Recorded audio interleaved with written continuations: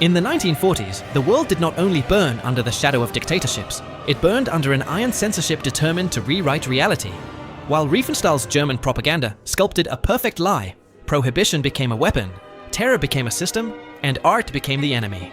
Because when cinema showed too much, power reacted. From films burned for mocking authority to directors sentenced to exile, these are the movies that regimes tried to silence and the reasons why they were so afraid.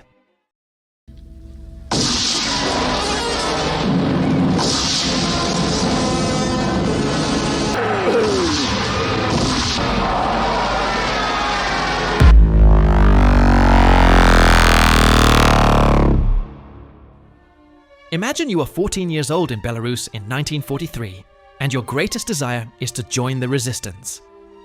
This is how the story of Flyora begins, a boy who digs up a rifle from the sand to earn the right to go to war.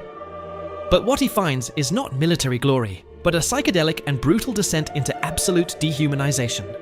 Director Elem Klimov did not want actors pretending. He wanted to capture real trauma. The filming was an ordeal. Live ammunition was used, passing centimeters from the head of the young protagonist, Alexei Kravchenko, and real villages were burned. The impact was such that the actor aged prematurely in appearance. It was not makeup, but the reflection of extreme exhaustion and post-traumatic stress from the scenes he lived through. Klimov submitted the script in 1977 as To Kill Hitler, but Soviet authorities rejected it. The reason? Censorship considered the film too naturalistic and felt its dirty realist vision did not fit the heroic myth of the Great Patriotic War.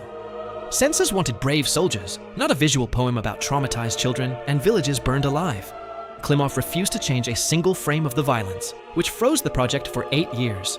Only in 1985, with Perestroika, was he allowed to film his original vision.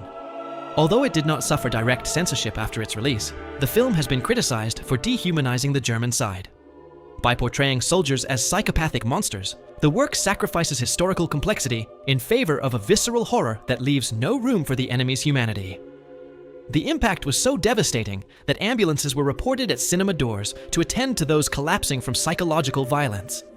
Come and See was erased from the map for a decade because it dared to show what no regime admits, that in war there are no winners, only survivors who wish they had died. If you thought cartoons were only for children, Persepolis arrived to prove that a black and white stroke can be more dangerous to a regime than an armed battalion. Based on the graphic novel by Marjane Satrapi, the film tells us about her own childhood and youth in Iran, living firsthand through the fall of the Shah and the rise of the Islamic Revolution. The problem for the Iranian government was not just that the film showed the brutality of the religious police or political executions. It was that it humanized a reality they wanted to control under dogma. Persepolis is a cry against fundamentalism, and the reactions were immediate. Following its success at the Cannes Festival, the government of Iran sent a formal letter of protest, labeling the work an act of Islamophobia and a distortion of the achievements of its revolution. The film suffered a coordinated international persecution. It was banned in Iran, of course, but Tehran's pressure reached as far as Lebanon, where it was initially censored so as not to offend religious factions, though social pressure managed to revoke the measure. Even in countries like Tunisia, its television broadcast sparked violent attacks by radicals against the station's headquarters and the director's home. Persepolis ended up removed from cinemas in much of the Arab world for one single reason. It dared to draw what happens when faith becomes law and identity becomes a crime. It is a story about exile, the loss of innocence, and the courage not to remain silent, even when drawing is your only weapon.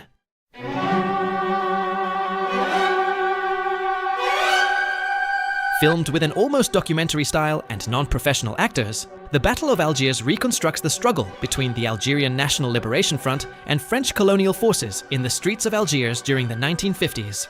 It is so raw and authentic that upon its release, many believed they were seeing real archival footage instead of a meticulous reconstruction. But that same authenticity turned it into a forbidden object. In France, the film was censored and banned for 5 years. The French government could not allow the screening of a work that showed, without filters, the systematic use of torture by its paratroopers and the brutality of the repression in the Kasbah of Algiers. The film held a mirror up to the nation that questioned the values of liberty, equality, and fraternity in its colonies, and the wound was too open. Even after the official ban was lifted, screenings in French cinemas suffered bomb attacks and threats from radical groups. The ultimate irony of the Battle of Algiers is that it was removed from screens by some, while others studied it in secret. It is said that the Black Panther movement in the United States and various Latin American guerrillas used it to learn urban resistance tactics. Decades later, in 2003, the Pentagon itself organized a private screening for its officers before the invasion of Iraq, seeking to understand how an insurgency is organized in a hostile city. This film is not just cinema, it is a document so dangerous and truthful that empires preferred to burn the reels, rather than face the reality of their own legacy.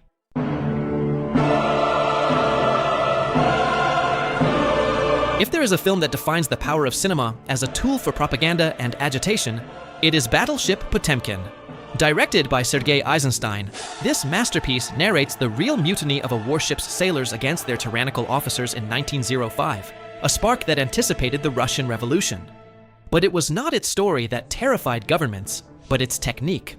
Eisenstein perfected the montage of attractions here, a way of editing images so rhythmic and violent that it was capable of manipulating the viewer's emotions into a frenzy. The famous Odessa Step sequence, with the baby carriage rolling out of control amidst the massacre, remains one of the most impactful visual pieces ever filmed. International censorship reacted with panic. In Great Britain, the film was banned for no less than 28 years. Authorities feared that the working classes, seeing the strength of a people united against the army, would rise in a similar revolution. In France, copies were confiscated and burned by the police to prevent riots. Even in Weimar Germany, it was mutilated and cut until it was almost unrecognizable, removing any trace of incitement to violence. Propaganda ministers from opposing sides, such as Joseph Goebbels, admitted with envy that it was a film so perfect it could turn anyone into a Bolshevik who did not have a firm conviction. Battleship Potemkin was removed from cinemas in half the world, not for what it said, but for how it said it. It was censored because it proved that cinema was not just entertainment, but a tool capable of toppling empires with the simple cut of a frame. Missing is a direct blow to the chin of United States foreign policy. Based on true events, it narrates the desperate search of a conservative father, played by Jack Lemmon, who travels to Chile after the 1973 coup d'etat to find his son, a young journalist who has been arrested and silenced by the new military junta. What begins as a family tragedy turns into a suffocating political thriller when the father discovers, with horror, that his own country's embassy and the CIA not only know what happened, but were active accomplices in Pinochet's bloody rise. The film does not suggest. It asserts with names and surnames that the United States allowed and facilitated the torture and murder of its own citizens to protect its geopolitical interests. The reaction of the American government was one of unprecedented diplomatic fury. The Department of State issued an official statement debunking the film even before its release, calling it malicious propaganda. But the real blow came with judicial censorship. Nathaniel Davis, the United States ambassador to Chile during the coup, filed a multi-million-dollar defamation lawsuit against the director and the author of the original book. As a result of this legal battle, Missing was practically removed from the market for years. The film was withdrawn from circulation. Its sale on home video was banned, and it could not be broadcast on television for almost a decade due to legal risk. It was a modern and sophisticated way of burning film reels. If you cannot ban it by law, make it economically impossible to show. To understand why the Chinese government is terrified of its own history, one must watch To Live from 1994. The film spans decades in the life of an ordinary family, from the 1940s to the Cultural Revolution, showing how the political whims of Mao Zedong crushed the hopes and lives of common people. What infuriated the Communist Party was not that the film was violent, but that it showed the inefficiency and absurdity of the system. In one of the most painful scenes, a character bleeds to death in a hospital because the experienced doctors have been purged and replaced by inexperienced Red Guard students. The regime's punishment was immediate and exemplary. When Zhang Yimou sent the film to the Cannes Festival without official permission from Beijing, authorities were enraged. The film was banned for life in mainland China, and the director was forbidden from making films for 2 years as re-education. They even forced the protagonists not to attend the awards ceremony in France to prevent the film from gaining more visibility. To Live was removed from the system because it did not show the glorious rebirth of the nation, but rather the scars and hunger that the Communist Party would prefer the world to forget. Even today, although access to the film is easier, it remains a taboo subject in official Chinese circles. An attempt was made to eliminate it from collective memory, because it humanized the suffering caused by Mao's policies, transforming the cold statistics of history into the pain of a father who loses his children due to the negligence of a fanatical system. The Confession is a live autopsy of human dignity. Costa-Gavras takes us into a cell in 1950s, Czechoslovakia, to show us how the soul of a man is crushed. A man who, ironically, would give his life for the system that is killing him. We follow Arthur London, a high-ranking communist official who is kidnapped by his own comrades. What follows is not just physical torture, it is a sadistic engineering of sleep and the mind. They do not want his death, they want his signature. They want him to recite a script of treason in a public trial so that the party is always right. It is the portrait of a machinery that does not seek truth, but absolute submission. A man turned into an empty shell who ends up begging for forgiveness for crimes he never committed. But the truly wild part was the earthquake it caused off-screen. In 1970, much of the European intelligentsia and French unions still saw the Soviet Union as an earthly paradise. When Costa-Gavras, who was the cult director of the left, released this film, they treated him like a criminal. The French Communist Party mobilized its base to sabotage the filming. They tried to prevent laboratories from developing the film and encouraged technicians to abandon the production. They could not allow it to be seen that the Soviet new man was, in reality, a torturer of his own comrades. Following its release, the film was systematically erased from half the world. In every country behind the Iron Curtain, its possession was considered high treason. Copies were burned, and mentioning its name in the press was forbidden. But even in Western democracies like France or Italy, pressure from leftist parties was so brutal that many cinemas withdrew the film after receiving bomb threats and attacks on ticket booths. The Confession was removed from the map because it committed the unforgivable sin of unmasking leftist totalitarianism, proving that when the state becomes God, the truth is the first to face the firing squad. There are risky bets, and then there is what Charles Chaplin did in 1940.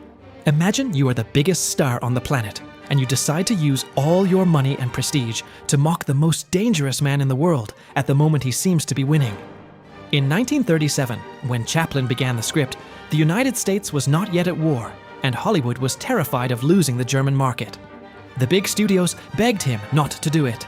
The British government threatened to ban it so as not to break its policy of appeasement with Hitler. But Chaplin, in an act of absolute rebellion, ignored all warnings. What makes this film legendary is not just its satire, but the almost mystical parallel between the two protagonists. Chaplin and Hitler were born only 4 days apart. Both came from poverty, and both had conquered the world in their own way, one through laughter and the other through terror. Chaplin knew that Hitler's mustache was a distorted version of his own, and he decided to use that image to ridicule the dictator in front of millions of people. During filming, the Nazis sent constant death threats to Chaplin. In the United States, pro-fascist movements tried to boycott the production, and the FBI began to monitor him closely, suspicious of his political intentions. But the most incredible anecdote happened in Germany itself. Although the film was strictly forbidden by the Third Reich, it is known that a copy was intercepted in Portugal and sent directly to Berlin. Hitler watched it twice, alone. There are no records of what he said, but Chaplin confessed years later that, "I would give anything to know what he thought." Though he also admitted that if he had known the magnitude of what was going to happen in Germany, he never would have made the film. The movie ends with a 6-minute speech that breaks the fourth wall. Chaplin stops being the Jewish barber to speak directly to humanity, calling for freedom and empathy in a world that was falling apart. It was a gesture so powerful that Roosevelt himself had to intervene so that censors would not cut the scene. The Great Dictator was banned in almost all of occupied Europe and much of Latin America for fear of Nazi reprisals. It was removed because it proved that laughter is the only acid capable of corroding a tyrant's armor. It Was Just an Accident is probably the most dangerous film on this list for a terrifying reason. It is cinema written in blood and filmed in absolute secrecy, while its director risked his life. Released in 2025, this work by Jafar Panahi is not just a film. It is an act of cultural warfare against the Iranian regime. To understand the context, one must know who Panahi is.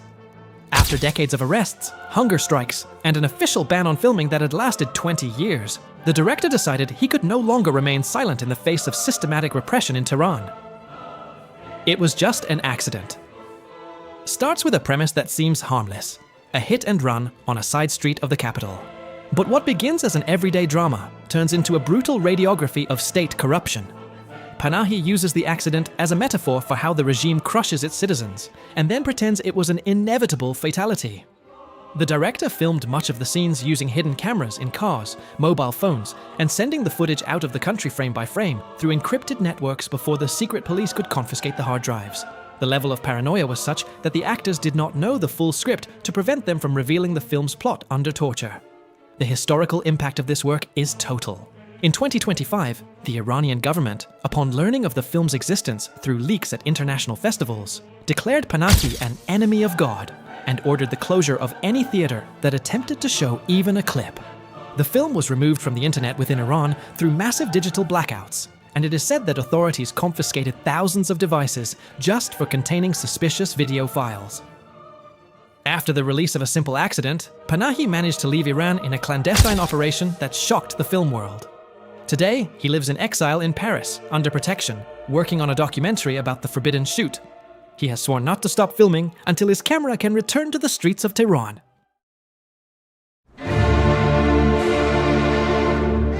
What you are about to hear is not just the story of a forbidden film. It is the greatest trolling in cinema history, executed by a genius named Luis Buñuel, right under the nose of the dictator Francisco Franco. It is 1961. Spain lives under a Catholic and conservative dictatorship that controls every frame that is shot. Buñuel, exiled in Mexico and hated by the regime, receives an unexpected invitation.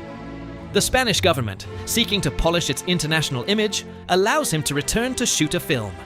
Buñuel accepts, presents an apparently harmless script about a novice who leaves the convent, and the censorship, confident, gives the green light. They did not know they were letting the wolf into the fold. Buñuel filmed Viridiana with absolute freedom, hiding his true intentions in every scene. The film is a frontal attack on Christian charity and the bourgeoisie. The climax comes in the famous beggar's banquet scene. While Handel's Hallelujah plays, a group of vagabonds and outcasts organize an orgy of food and violence. At one point, they freeze for a photo, creating an exact and blasphemous recreation of Da Vinci's The Last Supper, but with drunken beggars in place of the apostles. Buñuel's plan was masterful. He finished the film, put the reels in his car, and crossed the border into France just before the censors saw the final cut. When the film was screened at the Cannes Festival, the impact was an earthquake. The Vatican published a fierce review, calling it blasphemous and disgusting. Franco's reaction was immediate. He ordered the total destruction of all copies and banned its mention in the Spanish press. Viridiana officially ceased to exist in Spain by decree. What the regime did not know is that one copy survived because it was hidden on a bull ranch in Extremadura. Viridiana was removed from its own country for 16 years, until the death of the dictator. It is the #1 spot because it proves that art, when it is intelligent, can humiliate a dictator to his face and survive to tell the tale. As you have seen, these films are not just cinema. They are scars of history that power tried to erase and could not. Although today we believe ourselves to be freer, censorship has not died. It has only changed uniforms to hide behind new dogmas, quotas, and algorithms that decide what is correct to feel. Subscribe, like, and leave me your opinion in the comments. See you in the next video.